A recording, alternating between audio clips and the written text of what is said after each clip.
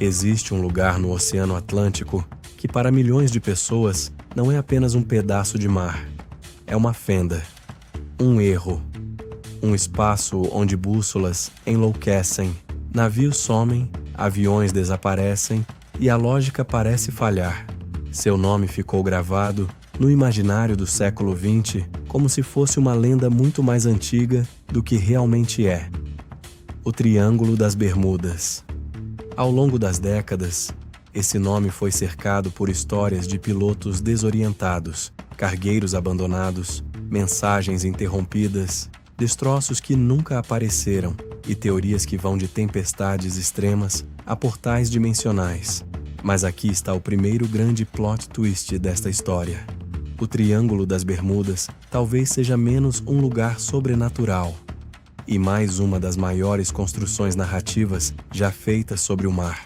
Porque o oceano realmente mata, o clima realmente confunde, o erro humano realmente destrói. Só que em algum momento, tudo isso foi embalado de um jeito tão perfeito que o mundo inteiro passou a olhar para aquela região como se ela fosse uma vontade viva. E talvez seja exatamente por isso que esse mistério nunca morre. A primeira coisa importante é esta: o Triângulo das Bermudas não é uma região oficial. Não existe reconhecimento formal internacional dessa área como uma zona especial de risco sobrenatural, nem um limite único universalmente aceito. Em geral, a forma mais popular do triângulo liga 3 pontos: Miami, na Flórida, Bermuda e San Juan, em Porto Rico. Mas, dependendo de quem conta a história, o desenho muda um pouco. Às vezes, o triângulo fica maior. Às vezes, inclui outras porções do Caribe ou do Atlântico Ocidental. E isso já diz muito, porque o Triângulo das Bermudas, antes de ser um lugar geométrico rigoroso, é uma ideia narrativa. Isso não quer dizer que a região seja tranquila. Longe disso. Estamos falando de uma área intensamente navegada e sobrevoada, com tráfego marítimo pesado, rotas aéreas importantes, clima instável, tempestades tropicais, correntes fortes, zonas rasas perigosas em alguns trechos e mudanças rápidas de condições atmosféricas. Ou seja, é uma região onde acidentes sempre poderiam acontecer. Mas o ponto central é este: o triângulo, como entidade misteriosa, foi construído sobre um espaço real que já era, por natureza, desafiador. A geografia não inventou o mito sozinha. O mito pegou uma geografia difícil e a transformou em personagem. Antes de existir Triângulo das Bermudas, como expressão famosa, o mar já era por si só um dos ambientes mais hostis à sobrevivência humana. Durante séculos, o oceano matou sem pedir licença e sem deixar explicação confortável. Navios desapareciam em tempestades. Pequenas embarcações eram engolidas por mudanças bruscas de vento. Erros mínimos de navegação terminavam em encalhes, colisões, deriva, fome, sede e morte lenta. Em muitas épocas, um navio que não voltava simplesmente deixava de existir para o mundo. Sem rádio, sem radar, sem satélite, sem caixa preta, sem busca coordenada real. E esse pano de fundo importa muito porque nos lembra de uma coisa essencial. O desaparecimento no mar sempre foi normal o suficiente para não parecer sobrenatural. O sobrenatural entra depois, quando um desaparecimento passa a ser recontado como algo especial, seletivo, quase ritual. O oceano por si só já produz sumiços. Correntes arrastam destroços, tempestades espalham evidências, profundidade engole vestígios, sal destrói materiais. O fundo do mar é vasto demais para a intuição humana. Quando algo se perde ali, a nossa tendência moderna é pensar: se não achamos, há algo errado. Mas durante a maior parte da história, a frase correta seria outra: se não achamos, isso é o mar sendo o mar. Muita gente fala do Triângulo das Bermudas como se fosse um mistério antiquíssimo, quase mitológico desde os tempos de Colombo. Mas na forma como o conhecemos hoje, ele é um produto muito mais moderno. Sua força nasce de jornais, revistas, livros de mistério, programas de TV e, mais tarde, da internet. O Mar Perigoso é antigo. O Triângulo das Bermudas, como marca cultural, é do século XX. Isso muda tudo. Porque significa que o mito não apareceu simplesmente porque coisas estranhas aconteciam ali. Ele apareceu porque alguém começou a selecionar certos casos, juntar episódios diferentes sob um mesmo rótulo, aumentar ambiguidades, remover contexto inconveniente e vender ao público a ideia de que havia uma zona específica onde o mundo quebrava. E isso é uma construção narrativa extremamente poderosa. Você não precisa mentir em tudo. Basta pegar acidentes reais, tirar deles o que é banal demais, reorganizar a ordem dos fatos e repetir sempre a mesma pergunta. E se isso for mais do que coincidência? Uma das formas mais eficientes de fortalecer o mito do Triângulo das Bermudas foi puxar a narrativa para trás no tempo e dizer: até Colombo percebeu que havia algo estranho ali. Em muitas versões populares, o navegador teria visto luzes misteriosas, comportamento esquisito da bússola e sinais de anomalia na travessia do Atlântico. E isso é verdade apenas no sentido mais perigoso possível. Há elementos reais sendo recontados dentro de uma moldura exagerada. Colombo realmente registrou observações incomuns, incluindo luzes distantes e variações de navegação. Mas transformar isso em prova de um triângulo amaldiçoado é outra coisa completamente diferente. A navegação do século XV já era cheia de incerteza, interpretações erradas, fenômenos atmosféricos desconhecidos e leituras limitadas de instrumentos. O oceano, visto por quem ainda estava empurrando as fronteiras do mundo conhecido, parecia cheio de sinais estranhos o tempo todo. Pegar esses relatos e enxertá-los no mito moderno do Triângulo é uma operação narrativa perfeita. Dá profundidade histórica, cria a sensação de que o mistério existe há séculos e faz parecer que a região sempre emitiu sinais. Mas o que isso prova? Quase nada sobre uma força sobrenatural. Prova muito mais sobre a nossa vontade de pegar ruído antigo e transformá-lo em prenúncio. O Triângulo das Bermudas não precisava realmente de Colombo, mas usar Colombo como prólogo deu ao mito uma sensação de destino. Se existe um caso que cristalizou o Triângulo das Bermudas no imaginário popular, esse caso é Flight 19. Em dezembro de 1945, 5 aviões torpedeiros TBM Avenger da Marinha dos Estados Unidos saíram em missão de treinamento da Flórida. Era um exercício rotineiro. Pilotos militares, aeronaves conhecidas, rota prevista. Nada que, à primeira vista, anunciasse um mistério eterno. Mas algo saiu errado. As comunicações indicaram confusão crescente de navegação. O líder da formação, aparentemente desorientado, acreditava não saber mais onde estava. Havia referências contraditórias à posição, à direção do oeste, ao mar abaixo, ao estado das bússolas.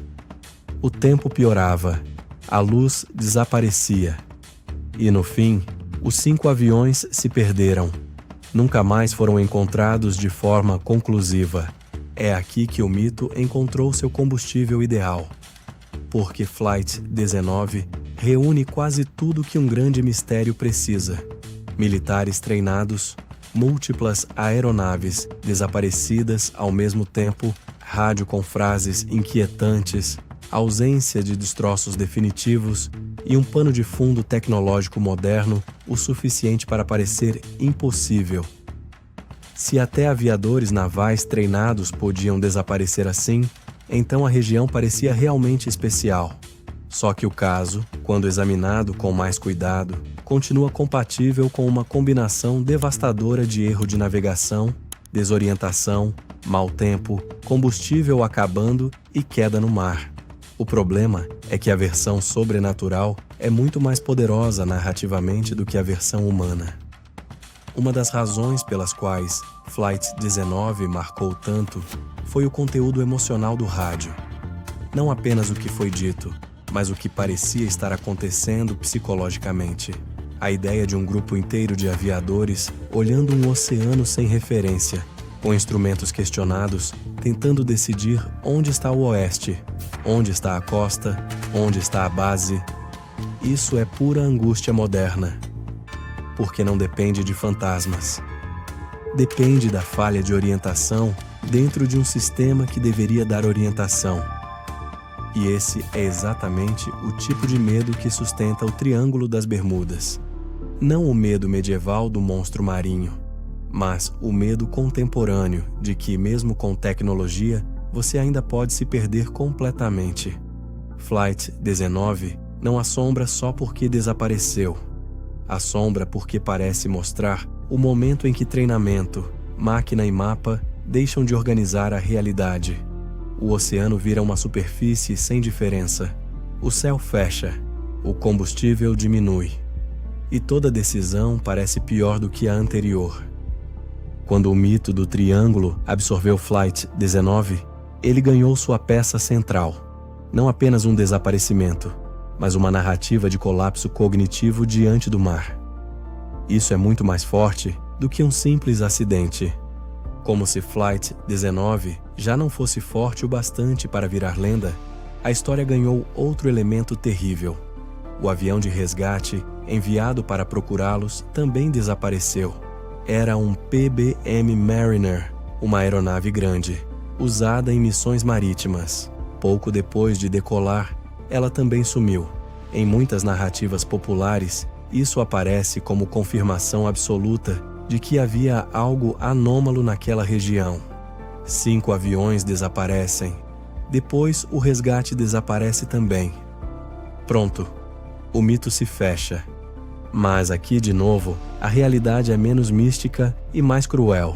O PBM Mariners tinham reputação problemática relacionada a vapores de combustível, e houve relatos de explosão no ar compatíveis com a perda da aeronave.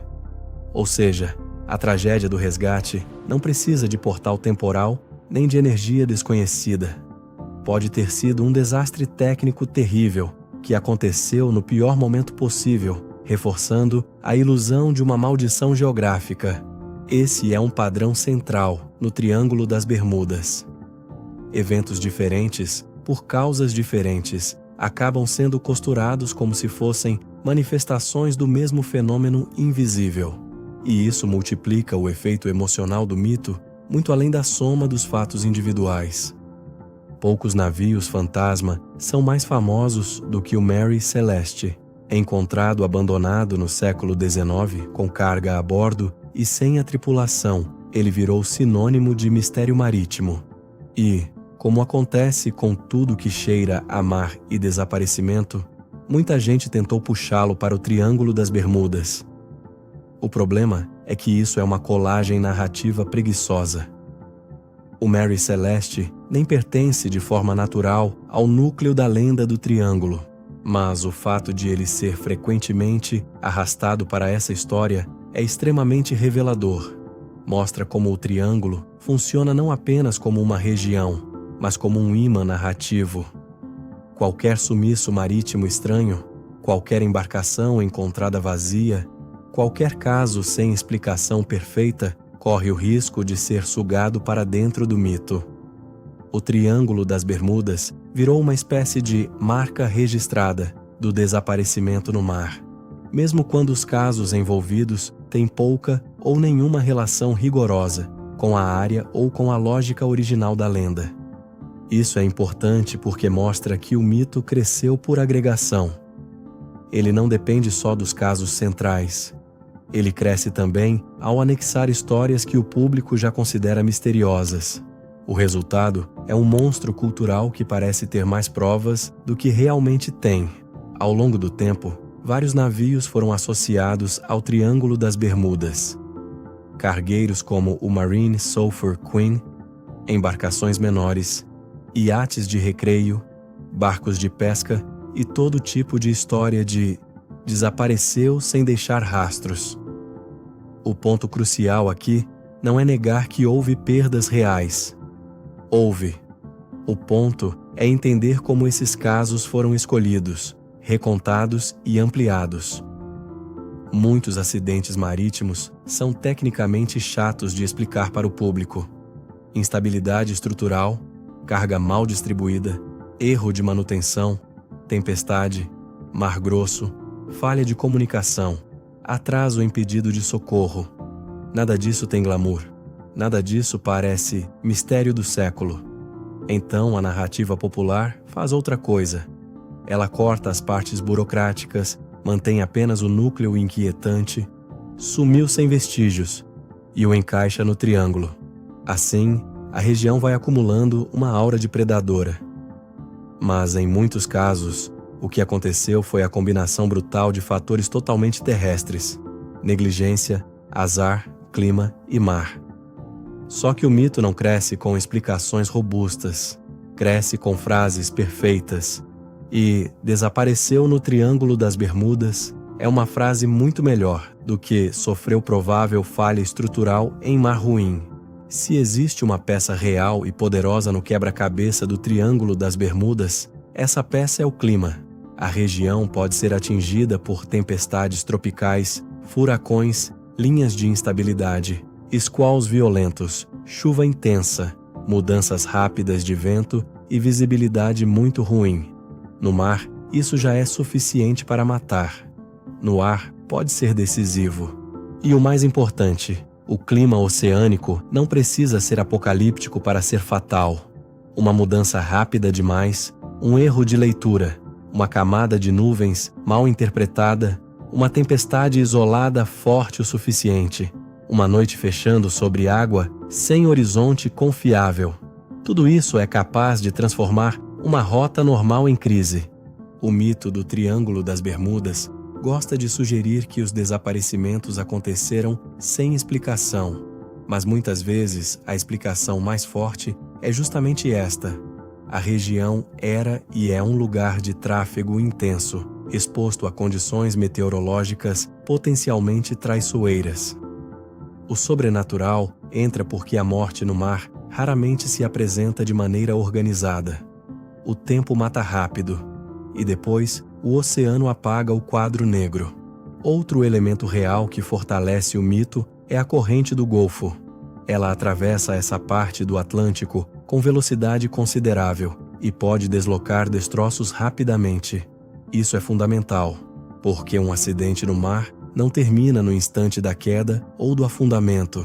Ele continua na maneira como os vestígios se dispersam. Se a corrente carrega tudo rapidamente, a busca se complica, a área se expande, os restos se fragmentam e a sensação de sumiu no nada aumenta. E aqui está uma das ironias mais bonitas e cruéis de todo o mito.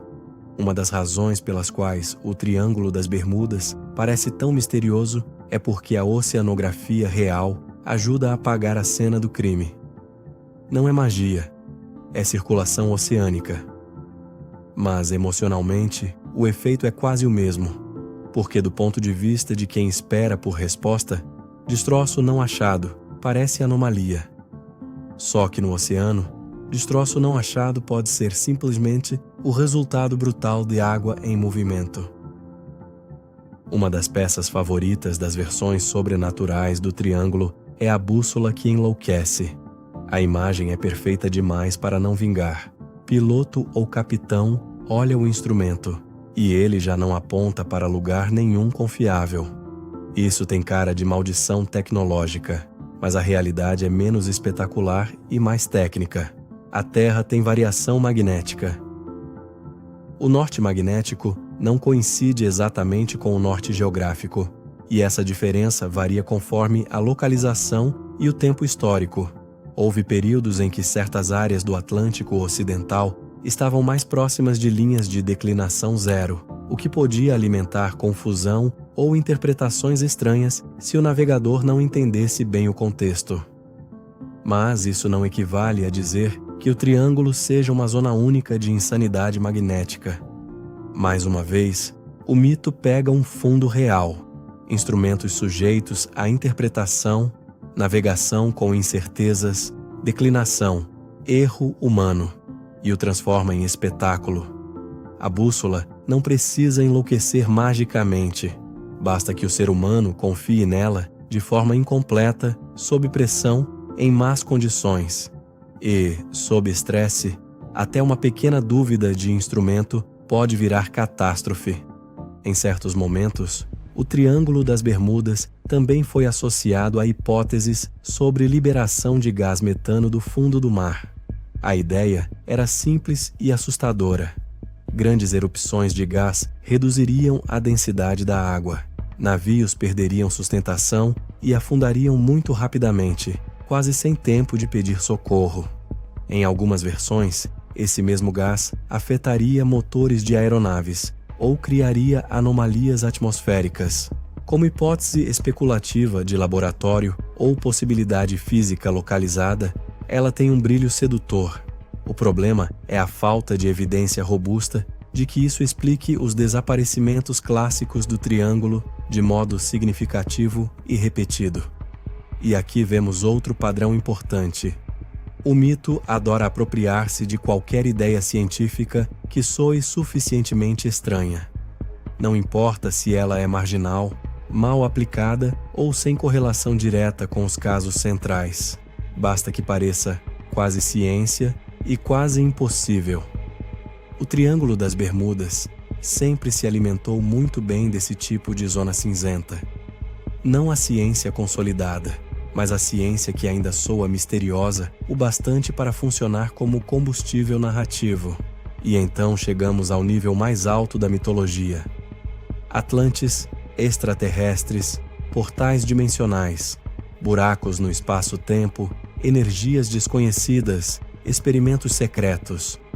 Essas teorias prosperaram porque o Triângulo das Bermudas, como marca cultural, parecia pedir uma explicação maior do que a simples combinação de clima, corrente e falha humana. O problema é que quanto mais grandiosa a teoria, menos evidência concreta ela costuma ter. Mesmo assim, elas não foram inúteis para o mito. Pelo contrário, elas ajudaram a transformar o Triângulo de um lugar perigoso em um lugar ontologicamente suspeito. Um pedaço do planeta onde a própria realidade pareceria comprometida. Isso é muito importante do ponto de vista cultural, porque eleva o Triângulo de categoria. Já não estamos lidando com acidente, estamos lidando com ruptura do mundo. É por isso que essas teorias sobrevivem, mesmo sendo frágeis. Elas não estão tentando competir com a meteorologia. Estão tentando satisfazer a necessidade humana de que um mistério tão famoso mereça uma causa tão famosa quanto ele. Talvez a pergunta mais importante sobre o Triângulo das Bermudas não seja o que existe lá, mas o que fazemos com histórias de perda e incerteza. Porque acidentes no mar e no ar são quase sempre bagunçados, incompletos, emocionalmente insatisfatórios. Faltam destroços, faltam corpos, faltam respostas finais. E o ser humano odeia buraco narrativo. O cérebro quer fechamento, quer causa clara, quer vilão, quer padrão. O Triângulo das Bermudas oferece exatamente isso. Um container simbólico onde colocamos tudo aquilo que não suportamos deixar em aberto. Ele converte a desordem do real em uma estrutura emocionalmente legível. Em vez de dezenas de acidentes diferentes, temos um lugar. Em vez de causas diversas, temos uma força. Em vez de caos, temos tema. E isso explica por que o mito é tão resistente. Ele não serve apenas para assustar, serve para organizar o desconforto. É uma máquina de sentido aplicada ao acaso. Uma das grandes questões objetivas sempre foi esta. O Triângulo das Bermudas tem realmente uma taxa de desaparecimentos muito acima do normal. A resposta mais séria tende a ser: não há evidência clara de anomalia estatística sobrenatural. Parte da fama da região vem justamente do fato de ser uma zona muito movimentada. Muito tráfego significa mais exposição, mais incidentes potenciais, mais histórias disponíveis para seleção. Isso é decisivo, porque um lugar com imenso fluxo marítimo e aéreo naturalmente produzirá mais acidentes absolutos do que um lugar pouco usado. O mito, porém, raramente apresenta o denominador. Ele apresenta só o numerador dramático. Casos, sumiços, relatos, histórias sem resposta. O contexto estatístico some. E, sem contexto, qualquer sequência parece maldição. Isso não torna cada tragédia menos real. Só nos lembra que a fama do Triângulo pode ter sido inflada não porque ali desaparecem coisas demais, mas porque ali desaparecem coisas em quantidade suficiente para alimentar uma máquina narrativa já predisposta a enxergar padrão. A internet fez duas coisas ao mesmo tempo com o Triângulo das Bermudas. Primeiro, piorou tudo, porque vídeos curtos, thumbnails agressivas e narradores dramáticos adoram histórias que prometem segredos que nunca te contaram. O Triângulo é perfeito para isso. Segundo, a internet também revelou tudo. Nunca foi tão fácil comparar versões, ler arquivos, ver contradições, rastrear a origem de certos exageros e descobrir que muitos casos famosos foram mal contados durante décadas. Isso criou uma situação curiosa. O Triângulo das Bermudas hoje vive em dois mundos ao mesmo tempo. No primeiro, ele continua sendo o grande portal do Atlântico. No segundo, ele aparece como exemplo clássico de mito midiático alimentado por recorte, omissão e repetição. E talvez seja exatamente esse atrito que o mantém vivo, porque, mesmo desmentido em muitos pontos, ele continua oferecendo uma experiência narrativa quase perfeita. E o público não consome apenas verdade, consome também atmosfera. Se por existe queremos dizer que há uma região real do Atlântico com grande tráfego, clima difícil, corrente forte e histórico de acidentes, então sim, existe. Se por existe queremos dizer que há uma zona oficialmente reconhecida onde a realidade se rompe mais do que em qualquer outro lugar, então não. O Triângulo das Bermudas existe como geografia e, ao mesmo tempo, existe sobretudo como narrativa. Essa é talvez a resposta mais importante de todo o vídeo, porque ela nos tira da falsa escolha entre é tudo sobrenatural e não aconteceu nada. A verdade é mais interessante. Aconteceram coisas, muitas delas trágicas, algumas mal documentadas, outras amplificadas além do razoável, algumas encaixadas à força num mito posterior. E, acima disso tudo, nasceu uma figura cultural tão forte que passou a devorar os próprios fatos que a alimentaram. O Triângulo existe sim, mas não do jeito que o imaginário popular gostaria. Ele existe como um espelho das nossas necessidades narrativas diante do perigo. No fim, o mistério do Triângulo das Bermudas talvez seja menos sobre forças invisíveis no oceano, e mais sobre a forma como transformamos perda em lenda. O mar era real, as tempestades eram reais, os erros humanos eram reais, os desaparecimentos muitas vezes também, mas o Triângulo como entidade quase viva, essa parte foi escrita por jornais, revistas, autores, documentários, vídeos e pela necessidade humana de acreditar que alguns lugares carregam mais do que geografia.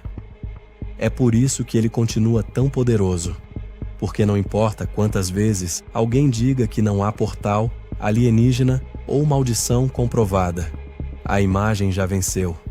Um triângulo no oceano, um avião some, um navio não volta, um rádio se cala, e por um segundo, antes da razão chegar, o mundo parece ter uma falha.